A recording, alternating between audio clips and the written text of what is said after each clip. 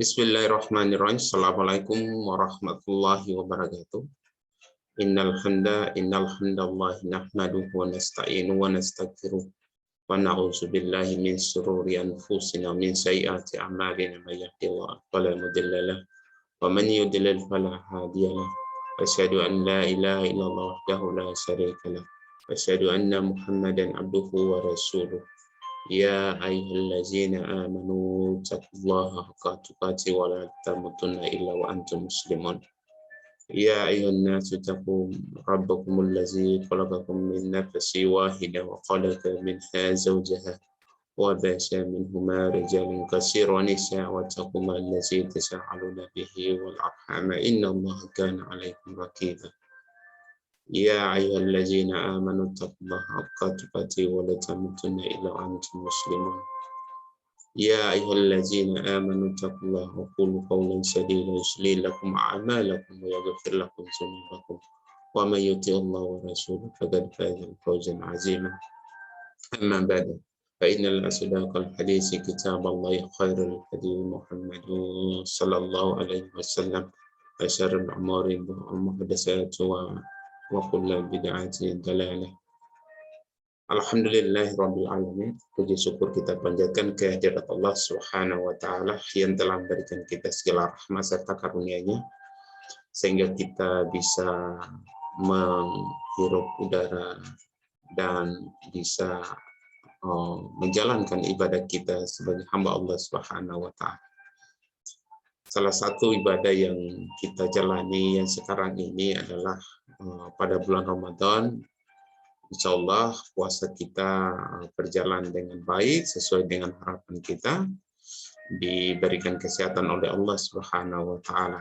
Serta ibadah-ibadah lain, ibadah salat sunnah maupun salat wajib, zikir, sedekah dan lain sebagainya yang merupakan kegiatan atau perilaku yang baik di dunia ini.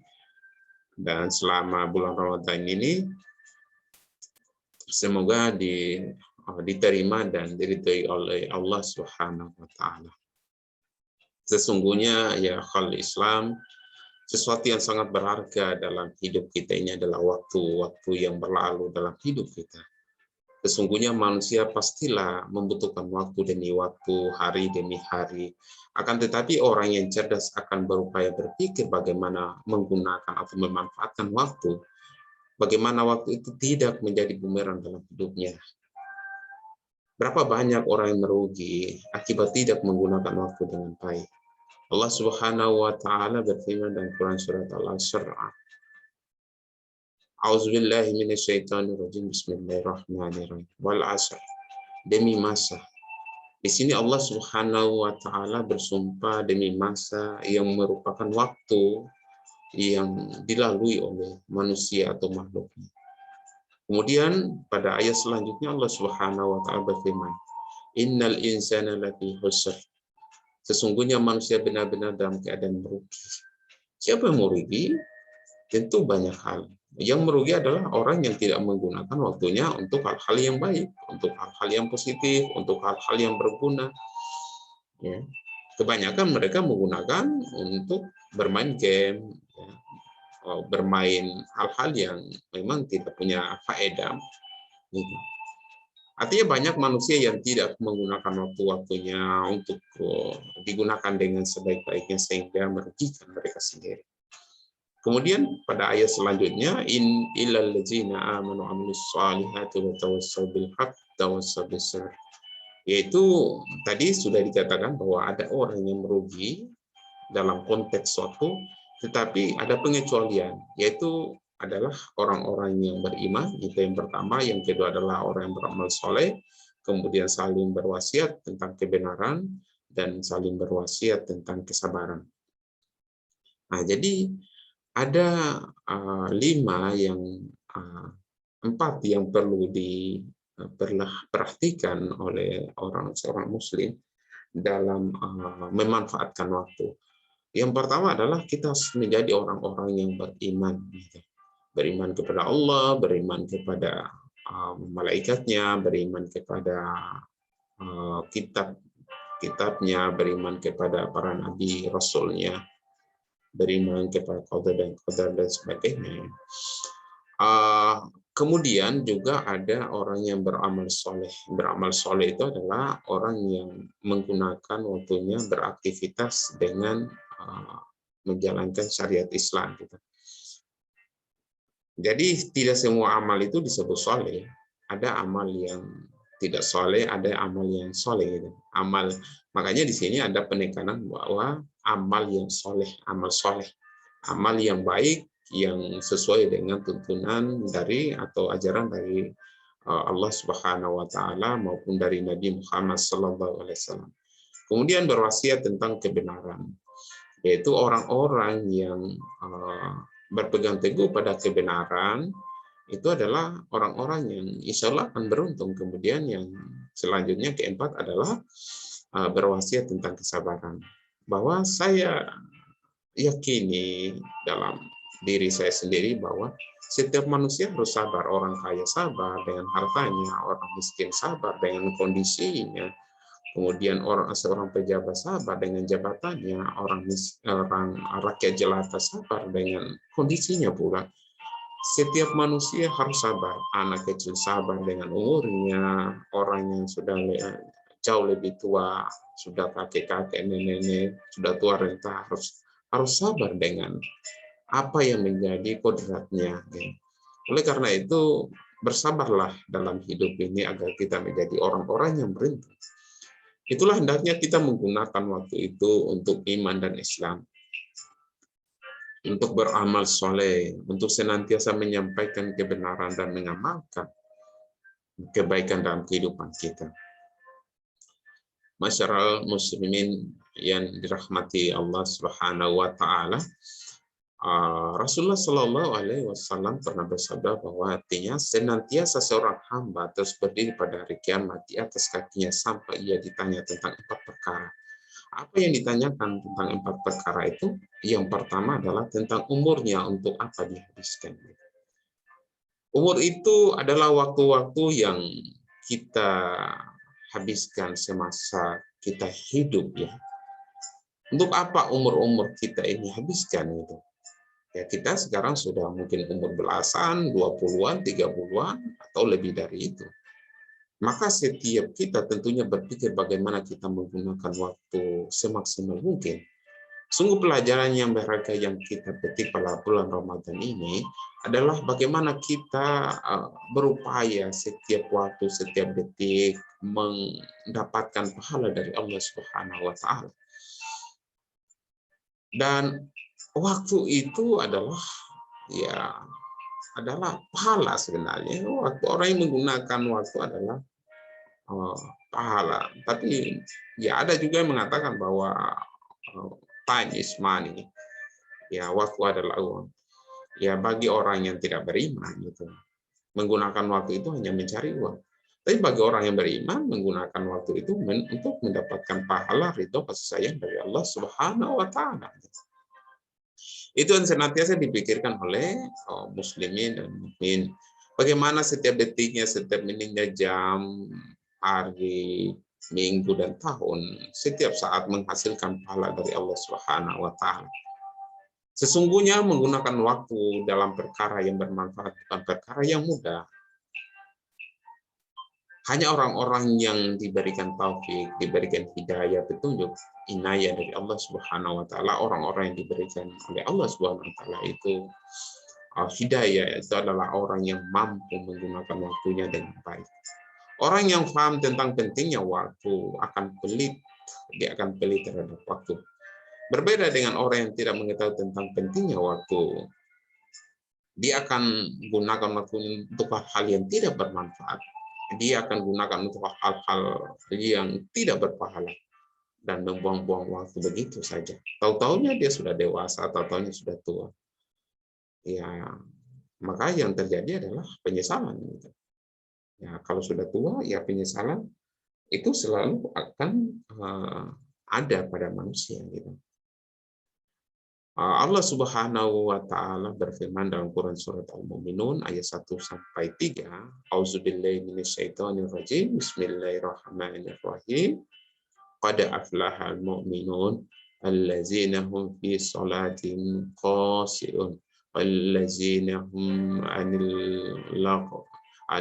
laghwil mu'ridun. Sesungguhnya telah beruntung orang-orang yang beriman. Siapa mereka? Siapa mereka yang orang-orang beriman itu? Yaitu orang-orang yang khusyuk dalam sholatnya.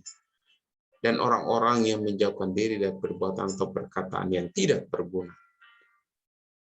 Yaitu orang beriman yang beruntung adalah orang-orang yang khusyuk. Khusyuk itu adalah orang yang konsen, orang yang fokus, orang yang bersungguh-sungguh dalam sholat. Sedangkan orang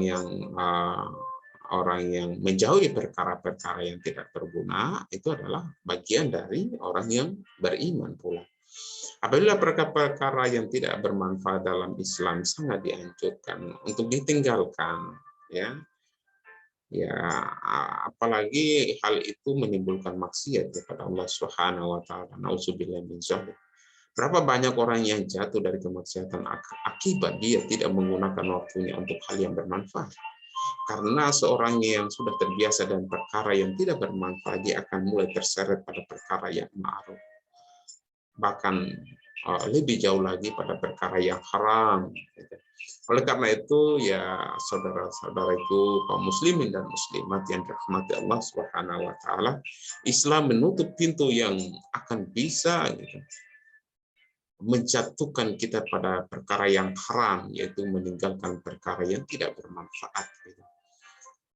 Seorang mukmin dia akan senantiasa berpikiran tentang masa yang akan datang, bukan hanya masa akan datang 5 tahun, tapi tentang kehidupan di akhirat, apa yang dapat dipertanggungjawabkan nantinya di akhirat nanti. Nabi Shallallahu Alaihi Wasallam pernah ditanya, siapakah orang yang paling cerdas ya Rasulullah? Rasul berkata, orang yang paling cerdas adalah orang yang paling banyak mengingat kematian. Orang yang paling banyak mengingat tentang masa yang akan datang, itu apa yang harus dilakukan. Ya, mengingat kematian bukan hanya sebatas mengingat, akan tetapi menimbulkan kekuatan hati untuk mengamalkan atau melakukan sesuatu yang baik sebelum kita masuk pada alam yang lain. Cobalah kita setiap kali mengintrospeksi diri tentang waktu-waktu yang kita gunakan. Al-Imam Ibnu Qayyim rahimahullah mengatakan bahwa waktu manusia ada 3. Yang pertama yang telah berlalu, yang kedua yang akan datang, yang ketiga adalah yang sedang berjalan. Ada yang waktu lama, ya, ada past tense, ada yang continuous tense, ada present tense. Jadi ini yang harus dilakukan oleh orang-orang beriman, bahwa gunakanlah waktu yang ada. Memperbaiki waktu yang telah berlalu, ya mudah kita lakukan. Yaitu dengan cara kita bertawab kepada Allah Subhanahu wa taala. Dengan cara itu kita dapat menyesali perbuatan-perbuatan dosa kita, dan demikian pula waktu-waktu yang telah kita gunakan dalam hal-hal yang tidak bermanfaat. Kemudian yang kedua, menurut beliau Al-Imam Ibnu Qayyim rahimahullah, waktu yang akan datang akan bisa kita perbaiki dengan menata apa yang kita lakukan pada hari ini. Memperbaiki waktu yang akan datang pun mudah bagi beliau, yaitu adalah dengan cara membentuk tekad, membentuk rencana yang baik, ya, rencana yang matang untuk hari esoknya. Gitu. Sebuah tekad yang harus dikuatkan itu adalah senantiasa dengan beramal soleh. Yang paling berat itu adalah memperbaiki waktu yang sedang berjalan, yang sekarang kita alami. Ketika kita sudah merencanakan, tapi ketika pas hari-harinya di mana kita hendak melakukan, disitulah ada banyak godaan setan yang menjerumuskan kita untuk tidak melakukan hal-hal yang baik, ya, di mana setan akan selalu mengajak kita pada hal yang tidak bermanfaat. Ada beberapa perkara yang menyebabkan kita tidak menggunakan waktu dengan maksimal untuk kebaikan. Yang pertama adalah akibat dari kemalasan kita. Kita memperturutkan rasa malas itu, sehingga rasa malas itu mengakibatkan ya menjadikan kita tidak maksimal menggunakan waktu kita. Yang kedua adalah mengikuti hawa nafsu kita. Ya, apa yang kita lakukan mengikuti hawa nafsu itu akan menjadikan kita terjerumus pada lembah kesesatan, hal-hal yang haram gitu. Nauzubillah min dzalik. Tidak ada yang paling berat bagi pengikut syahwat gitu, atau pengikut hawa nafsu dari beramal soleh pada taat kepada Allah Subhanahu wa taala. Jadi orang yang mengikuti hawa nafsunya selalu terhalang dari berbuat kebaikan kepada Allah Subhanahu wa taala, berbuat kebaikan kepada sesama manusia, sama makhluk. Sedangkan orang yang mengikuti petunjuk dari Allah Subhanahu wa taala pasti akan dimudahkan, diringankan langkah-langkahnya. Oleh karena itu Allah menyebut orang-orang yang paling sesat kalau di bumi ini yaitu adalah orang yang memperturutkan hawa nafsunya. Bahkan orang yang memperturutkan hawa nafsunya itu kadang juga disebut sebagai orang yang rendah, lebih rendah daripada binatang di jalanan. Allah Subhanahu wa taala berfirman dalam Quran surat Al-Qasas ayat 50, Auzubillahi minasyaitonir rajim. Bismillahirrahmanirrahim. Wa man adallu mimman tabi'a hawahu bighairi huda minallah.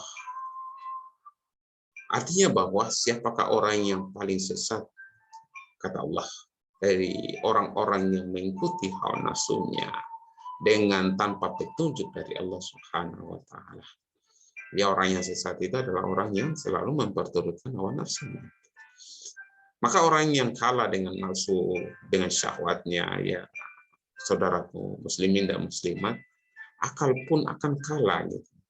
Ilmunya pun akan terpinggirkan sehingga mengakibatkan dia dikomandoi oleh hawa nafsunya yang menjadikan kendaraan dia adalah kelalaian yang dia inginkan dan menggembirakan dia hanyalah dunia dan syahwat saja. Dia tidak gembira dengan ketaatan, dia tidak gembira ketika ia berusaha meninggalkan kemaksiatan, bahkan ia bersedih ketika ia terluput dari kemaksiatan. Nauzubillah min dzalik. Penyakit yang ketiga ya saudara-saudaraku muslimin dan muslimat adalah disebut dengan at-taswif, yaitu orang yang berusaha menunda-nunda. Setan datang kepada orang yang kemudian mengatakan nantilah, nanti besok lah, masih ada waktu, tidur aja, masih ada waktu, abaikan aja, besok masih bisa kok. Itulah salah satu godaan setan yang terkuat. Oleh karena itu Al-Hasan Al-Basri pernah berkata bahwa jauhilah dari kalian perbuatan atau perilaku menunda-nunda. Karena kamu sedang berada di hari ini, bukan hari esok. Artinya kita tidak tahu apa yang terjadi di hari esok. Maka hidup adalah hari ini. Hidup adalah apa yang kita lakukan sekarang, itu adalah hidup. Di masa yang akan datang itu masih misteri. Di masa lalu itu hanya memori. Belum tentu hari esok itu kita akan datang. Banyak orang juga yang masih muda, sudah pada ajalnya. Ada yang sudah tua. Tapi kita tidak tahu, harus kita melakukan perbuatan yang baik di dunia ini. Apabila hari esok masih ada, kita akan lebih mampu dari hari ini. Tetapi kalau kita tidak menggunakan hari ini, besok pun tidak akan bisa digunakan dengan baik. Itu saja yang bisa saya berikan. Semoga dapat memberikan manfaat kepada kita semuanya. Billahi taufiq wal hidayah. Assalamualaikum warahmatullahi wabarakatuh.